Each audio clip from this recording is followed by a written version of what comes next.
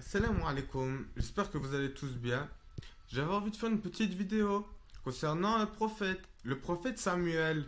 Donc, j'aimerais vous montrer quelques mots dans le Coran, dans la sourate Al-Baqarah, au verset 246 jusqu'au verset 248.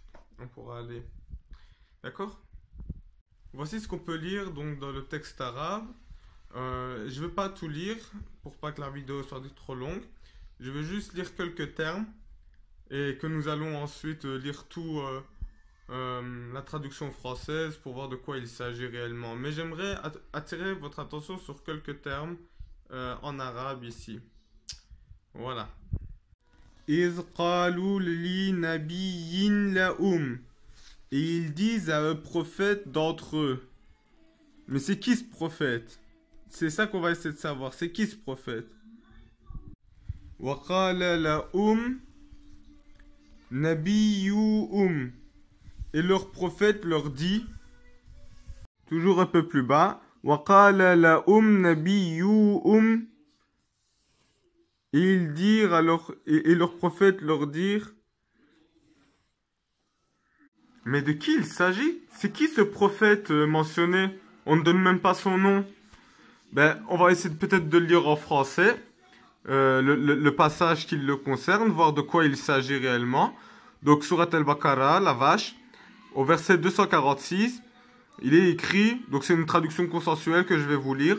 Connais-tu l'histoire des notables des enfants d'Israël, qu'ils allèrent trouver après Moïse un de leurs prophètes? Ok, on sait toujours pas c'est qui, c'est pas grave. Pour lui dire, désigne-nous un roi sous l'ordre duquel nous irons combattre pour la cause d'Allah. Ah, donc là on a un petit peu plus d'informations, ok.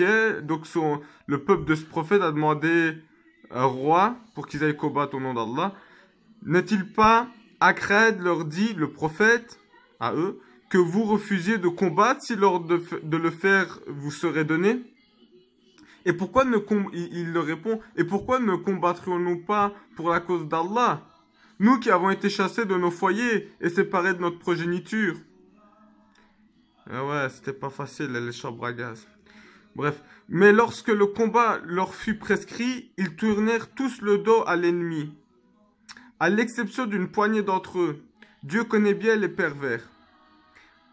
Leur prophète leur dit, encore ce prophète, mais c'est qui?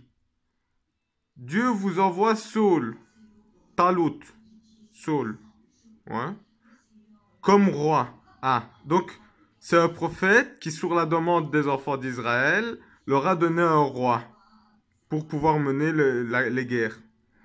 Ils s'écrièrent alors, comment pourrait-il régner sur nous, nous qui avons plus de droits que lui au trône? Il n'a même pas l'avantage de la fortune, donc il n'était pas riche. Le prophète leur dit, Dieu l'a choisi et préféré, et l'a choisi de préférence. À vous tous, il l'a favorisé en science et en force physique, car Dieu donne le pouvoir à qui il veut. Il est omniprésent et omniscient. Donc ce Saul-là, il devait être bien portant là, physiquement. Hein.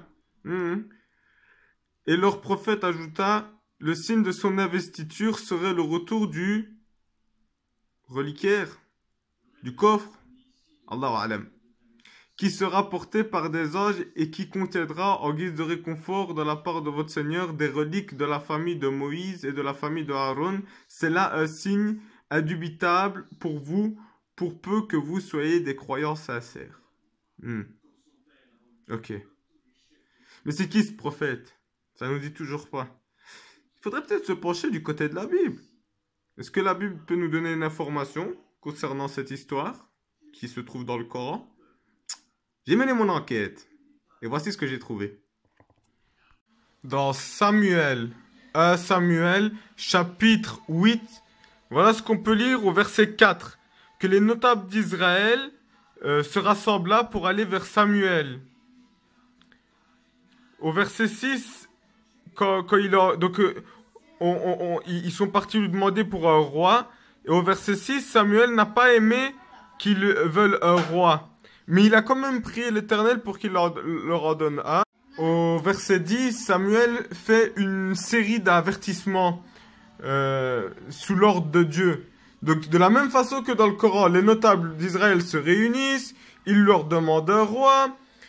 Il y a une série d'avertissements. Attention, si je vous donne un roi, il y aura ceci comme contrainte, il y aura cela comme contrainte.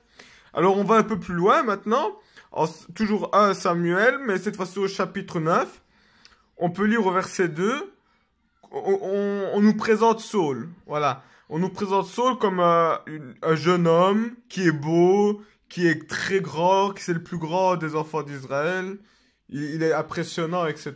Comme dans le Coran. On nous dit que Saul, voilà, il a été favorisé encore, etc. Alors, toujours dans 1 Samuel, et au chapitre 10, on voit au verset 24 que Samuel déclara Saul comme roi devant tous les enfants d'Israël. Comme mentionné dans le Coran, encore une fois. Et dans le verset 27, on voit que, comme dans le Coran, toujours, qu'il y a des mauvaises langues qui ont parlé pour mépriser le choix de Samuel de faire de Saul un roi. En étant méprisable comme ça, ils ont méprisé la décision de Dieu. C'est pour ça qu'Allah dans le Coran il les mentionne pour vous mettre en garde qu'il ne faut pas mépriser les décisions d'Allah. Incroyable, hein, n'est-ce pas? Je vous invite comme toujours à aller vérifier les références par vous-même et de comparer le Coran et les passages que je viens de vous citer. Voilà, du 1 Samuel du chapitre 8 jusqu'au chapitre 10. Voilà. Donc Samuel, c'est un prophète qui est dans le Coran. Incroyable, incroyable. Quelle histoire, hein? Quelle histoire, hein? C'est une très sage personne, Samuel. Je vous invite à aller apprendre son histoire. Shmuel. Ouais, Shmuel. السلام عليكم ورحمة الله تعالى وبركاته ومغفرته ونعمته وسكنته وروح القدوس يا أيها الذين أحسنوا بالحسنى